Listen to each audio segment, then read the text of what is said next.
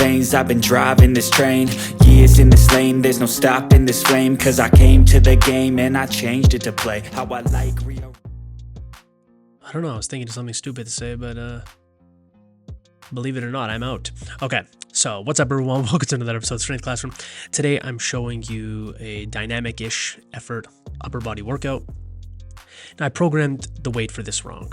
Number one, I used the weight that it should be on a normal incline. Here, I put it slightly higher. I call it like a medium high incline.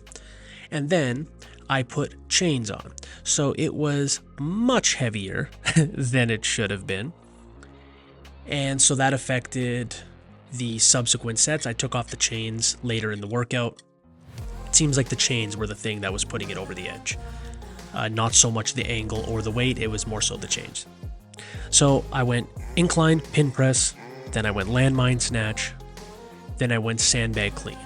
That was like the giant set, and that's what I'm going to try for this next little conditioning wave. My quote-unquote dynamic barbell lift is going to be accompanied by two, let's call them unconventional methods. So something with the landmine, something with sandbags, something with kettlebells. I'll pick two other movements to accompany those exercises, both on the upper and lower body days, and see almost like a conditioning circuit, because the point of that first exercise is not to gain or use and push the most amount of weight. It's about speed, it's about density. So I think a giant set at the beginning of that workout is kind of perfect for this little block. So I know that says 250 pounds on the sandbag. It's actually closer to like 215-ish. My other 200-pound sandbag broke. It was filled up too heavy. So it was like kind of like packed to the brim and eventually pop. So that's a key tip for you guys that use sandbags. Don't fill them to maximum capacity. Leave a little bit in there. And it actually makes it more difficult to work with because the sand kind of moves around. But yeah, that's my pro tip there, or semi-pro tip, or amateur sandbag mover tip. So here's my third set. Yeah, like I said, the chains are what put it over the top. And the fact that it was off pins. Actually, I used my normal incline max, and I decided, hey, how much different can that be than pins? So the landmine snatches, as I said, I think I'm getting better at them. I'm not sure.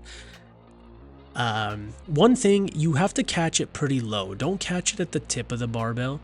You can catch it right where the weights are. Like, that's a better catch. You know what happened there? It actually slipped out of my hand at the last second, so I wasn't respecting the weight. I wasn't gripping fully. I was kind of giving like a lazy grip, and that's what happened there. I just remember thinking, oh my god, I hope it doesn't land on my foot. That's all I was thinking. But I did 3 reps per arm per side. And the key here is to have triple extension, get your chest up. I find that's going to help it more. You're not just rowing it up. Triple extension, just like an Olympic lift, just like in a sandbag clean, just like in these landmine lifts, let's call them. That's going to help you get more weight up.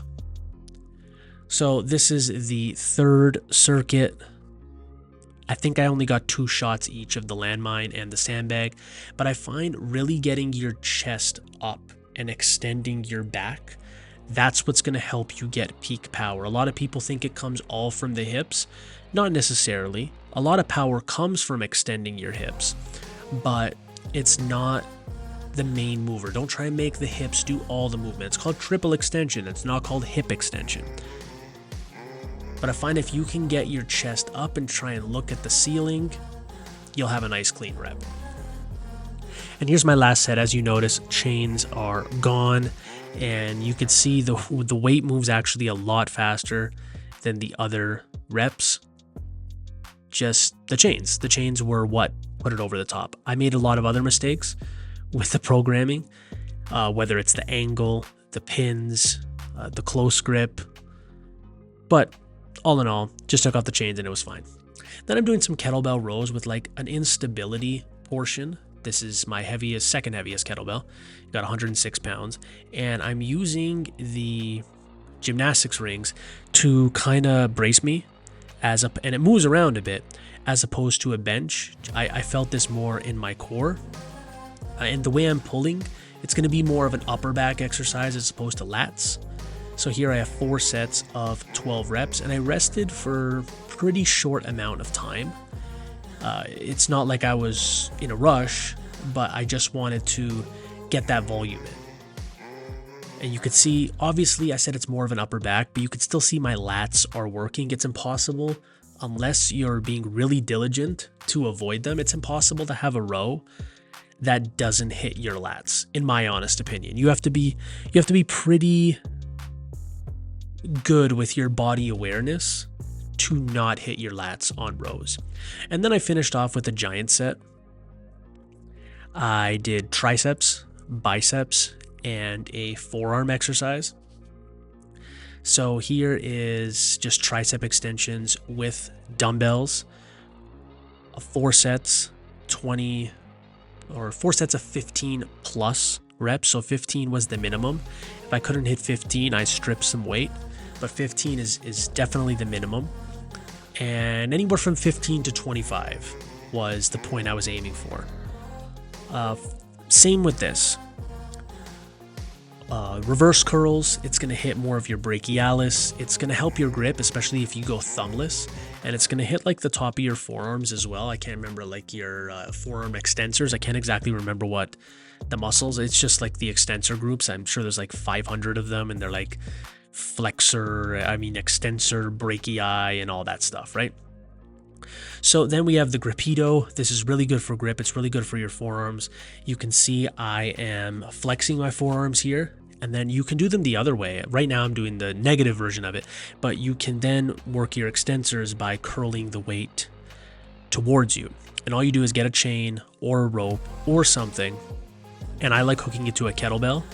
You can hook it to an Olympic plate, but kettlebells are cool because like they're already there. The distribution of the weight is all at the bottom. So I like using kettlebells. I got plenty of them. You find out what works for you.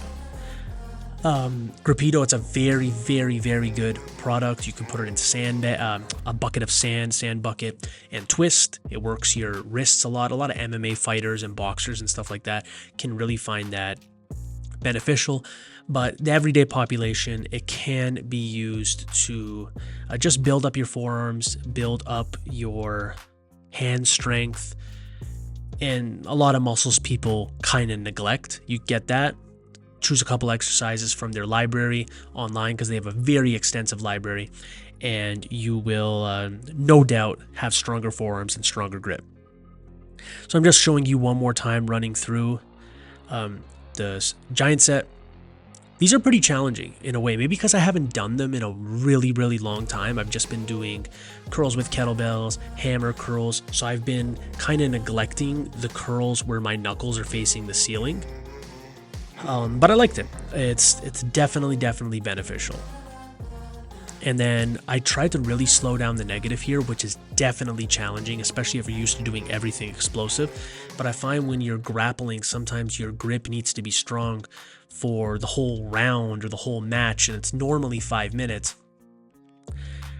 So it's really beneficial to have grip strength and grip endurance. So here I'm trying a new method. I'm doing 100 reps, yes, but I'm doing them in 10 sets of 10. So it's like rest pause. I'm doing mini breaks and doing 10 reps, and then I'll rest like maybe 30 seconds, 10 reps. This allows me, like I've talked about before, the rest allows me to use higher weights and have higher quality reps. So that's definitely on display here. This is not in my neck ebook, but if you want to see other methods that are in my neck ebook, you can go to the description. My stand store is there. Look for my neck ebook, and you won't doubt it. I've had a lot of praise, a lot of people that have bought it, and they all say nothing but good things about it. So if you like this video, like, share, subscribe, do all that good stuff. And as always, ladies and gentlemen, have yourself a great day.